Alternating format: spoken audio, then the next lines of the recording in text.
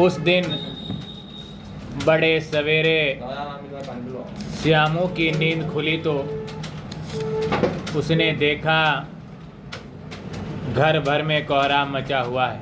उसकी माँ नीचे से ऊपर तक एक कपड़ा ओढ़े हुए कंबल पर भूमि शयन कर रही है और घर के सब लोग उसे घेर कर बड़े करुण स्वर में विलाप कर रहे हैं। Next para.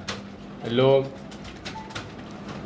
जब उसकी माँ को शमशान ले जाने लगे तब श्यामू ने बड़ा उपद्रव मचाया। लोगों के हाथ से छूटकर वह माँ के ऊपर जा गिरा। बोला, काकी सो रही है, इसे इस तरह उठाकर कहाँ ले जा रहे हो? मैं इसे न ले जाने दूंगा। नेक्स्ट। लोगों ने बड़ी कठिनाई से उसे हटाया।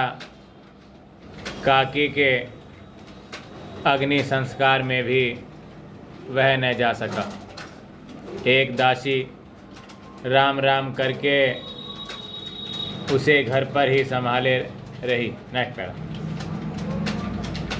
यद्यपि बुद्धिमान गुरुजनों ने उसे विश्वास दिलाया कि उसकी काकी उसके मामा के यहाँ गई है, परंतु यह बात उससे छिपी न रह सकी कि काकी और कहीं नहीं ऊपर राम के यहाँ गई।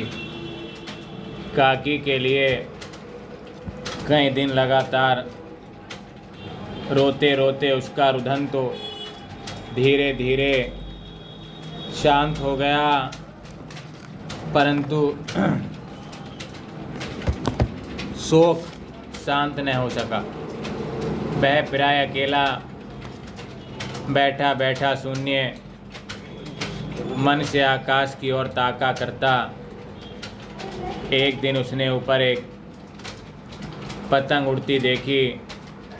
न जाने क्या सोचकर उसका हृदय एकदम खिल उठा। पिता के पास जाकर बोला, काका मुझे एक पतंग मंगा दो, अभी मंगा दो। पत्नी की मृत्यु के बाद से विश्वेश्वर बहुत अनमने से रहते थे। अच्छा मंगा दूंगा कहकर वे उदास भाव से और कहीं चले गए। Next para. श्यामू पतंग के लिए बहुत उत्कंठित था। वह अपनी इच्छा को किसी तरह न रोक सका। एक जगह खूंटी पर विश्वेश्वर को कोट टंगा था। इधर उधर देखकर उसके पास स्कूल सरका कर रखा और ऊपर चढ़कर कोट की जेबें टटोली। नेक्स्ट। एक चवन्नी पाकर वह तुरंत वहाँ से भाग गया।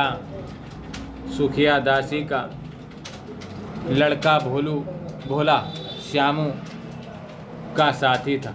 श्यामू ने उसे चवन्नी देकर कहा, अपनी जीजी से कहकर गुपचुप एक पतंग और मंगवा दो।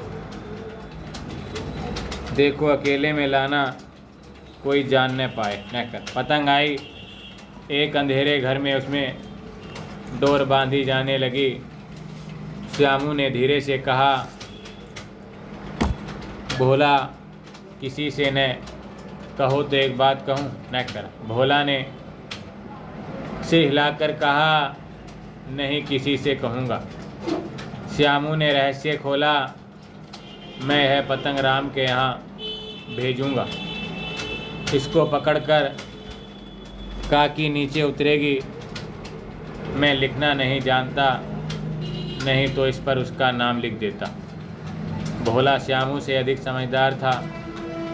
उसने कहा, बात तो बहुत अच्छी सोची, परंतु एक कठिनाई है, यह है डोर पतली, इसे पकड़कर काकी नहीं उतर सकती, इसके टूट जाने का डर है।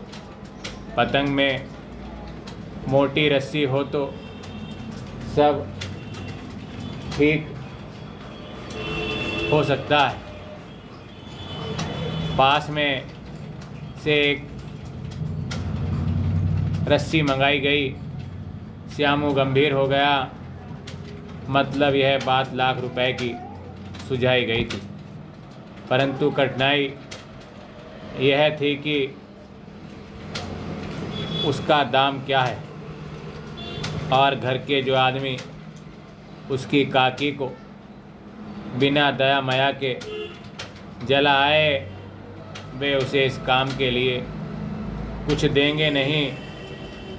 उस दिन श्यामू को चिंता के मारे बड़ी रात तक नींद नहीं आई। देखो